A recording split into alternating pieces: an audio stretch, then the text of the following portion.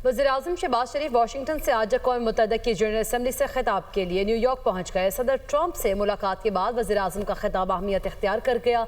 वज़ीर-ए-आज़म अपने खिताब में गज़ा की सूरत हाल, मशरिक़ वस्ता की बिगड़ते हालात और मकबूजा कश्मीर में भारतीय फोर्सेस के जुल्म सितम की दास्तान दुनिया के सामने रखेंगे। पाकिस्तान को दरपेश मौसमियाती तब्दीलियाँ भी वज़ीर-ए-आज़म का मौज़ूए बहस होंगी। पाकिस्तान को इस वक्त मौसमियाती तब्दीलियों के खौफनाक असरात का सामना है। वज़ीर-ए-आज़म इन तमाम हालात के बारे में दुनिया को आगाह करेंगे।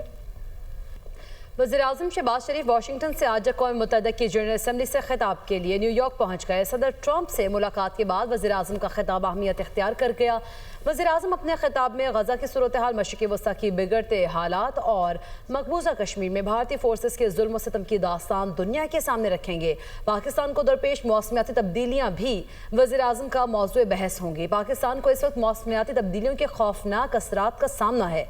वज़ीर-ए-आज़म इन तमाम हालात के बारे में दुनिया को आगाह करेंगे।